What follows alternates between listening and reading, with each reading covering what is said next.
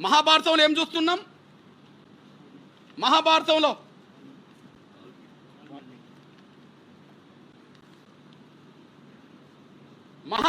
మనకు తెలుసు కదా ఏంటిది? విలువిద్య నేర్చుకున్నది ఎవరు? ఏకలవ్యుడు కదా. విలువిద్య నేర్చుకున్నది ఎవరు? ఏకలవ్యుడు. అడవిలో నేర్చుకుంటాడు కదా. ద్రోణాచార్యుడు అనే ఒక బ్రాహ్మణ గురువు దగ్గరికి వెళ్తే, నువ్వు ఒక ఆదివాసి, ఒక గిరిజనుడివి, నీకు నేను నేర్పనంటే ఆయన లేకపోయినా ఆయన నేర్చుకుంటాడు కదా. ఆ విలువిద్యలో అర్జునుడి కంటే మించిపోతాడని గమనించారు కదా. అర్జునుడి కంటే మించిపోతాడని గమనించిన తర్వాత అదే ద్రోణుడు పాండవులను నెంబడి పెట్టుకొని వచ్చి ఏకలవ్యుడి దగ్గరికి వస్తే ఏకలవ్యుడు గౌరవంతో ద్రోణాచార్యుడికి నమస్కారం పెడతాడు కదా.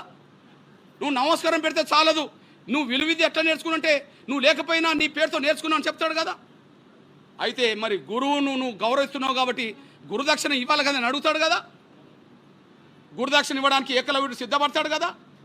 ఆ సిద్ధపడ్డ సమయంలో ఏకలవ్యుడు అనే నా గిరిజన ఆయన బొటన వేలు ఇస్తాడు కదా. ఆ బొటన వేలు ఇవ్వడం అంటే విలు చూసి కొట్టడానికి అవకాశం లేకుండా చేస్తాడు కదా.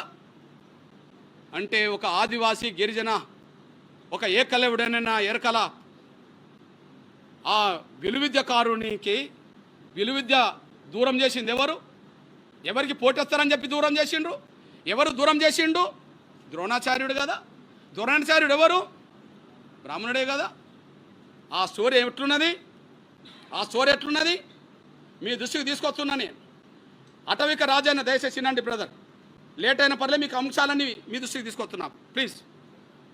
ఏకలవ్య అటవిక రాజైన హిరణ్యధనుని కొడుకు ఏకలవ్యుడు. విలువిద్య పిపాసలో అతడు ఒక ద్రోణ దగ్గరికి వెళ్ళాడు, కానీ ద్రోణుడు తిరస్కరించాడు. ఏకలవ్యుడు ద్రోణుడి ప్రతిరూపం పెట్టుకొని విలువిద్య నేర్చుకుంటాడు. ఒకరోజు ఆ జాగిలాల మొఘలు సాధనలో ఉన్న ఏకలవ్యుని అటకం కలిగించాయి.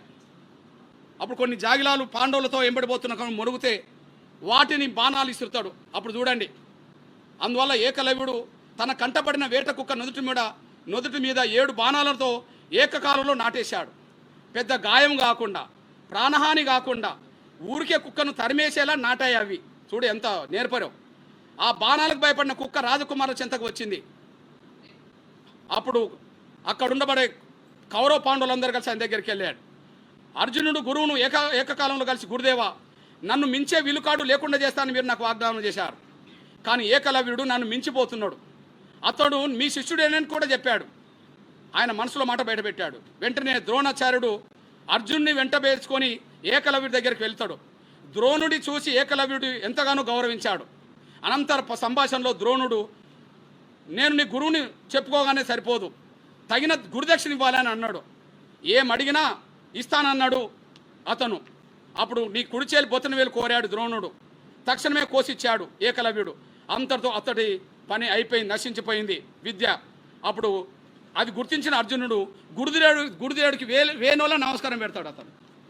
ఇది చూడండి, రాముడి కాలంలో శంభూకుని చంపినప్పుడు ఆ శంభూకుని చనిపోయిన తర్వాత దేవదేవతలట రాముడి మీద పూలు చల్లుతాయట.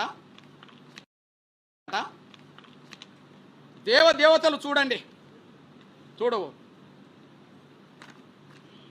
ఏమంటారు చూడండి. శంభుకి మీద జరిగిన వెంటనే ఆకాశం నుంచి దేవతలు పుష్పసృష్టి కురిపిస్తారు. అకాల మరణం చెందిన బ్రాహ్మణుడు తిరిగి బతుకుతాడు. అంటే మమ్మల్ని చంపితే దేవుళ్ళు పూలు చల్లుతారు, మమ్మల్ని చంపితే మళ్ళీ చచ్చిపోయిన వాళ్ళు కూడా బతుకుతారు. ఇక్కడో మా విలువిద్యను దూరం చేస్తారు. రామాయణంలో శంభుకుని చంపించింది వీళ్ళే, మహాభారతంలో ఏకలవ్యుడి బొటన వేలును లాక్కున్నది వీళ్ళే.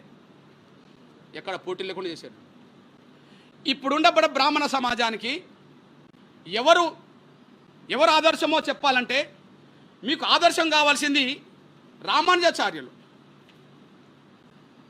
మీకు ఆదర్శం కావాల్సిన రామానుజాచార్యులు, ద్రోణాచార్యులు కాదు.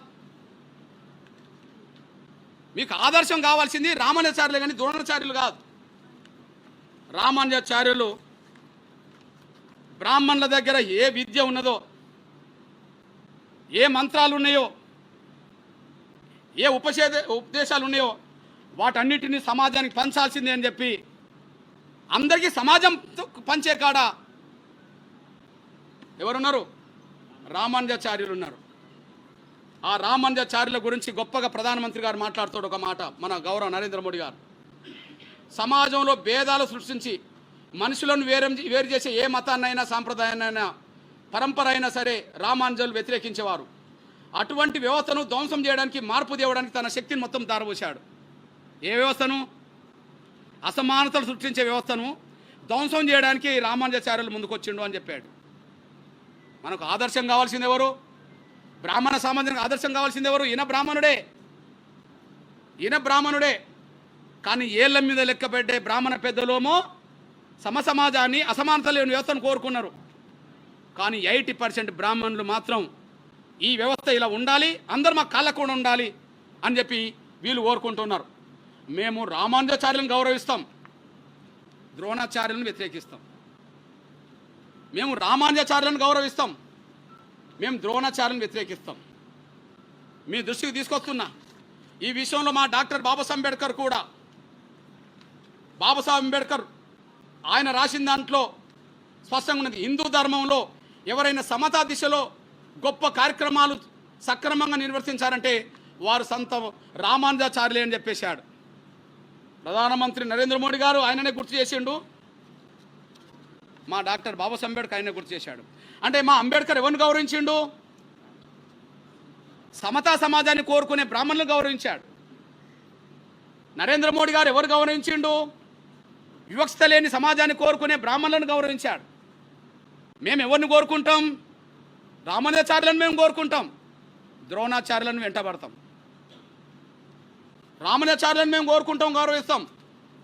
ద్రోణాచార్యుల వారసులను వెంటబడతాం. ఇందులో ఉపేక్షించే ప్రసక్తి ఎక్కడ ఉండదనే విషయం కూడా మేము స్పష్టం చేస్తున్నాం. ఈ విషయంలో నేను కుల వ్యవస్థ రద్దు గురించి ఎందుకు మాట్లాడుతున్నా? ఈ దేశంలో కుల వ్యవస్థ రద్దు నేను ఒక్కరిని కోరట్లా.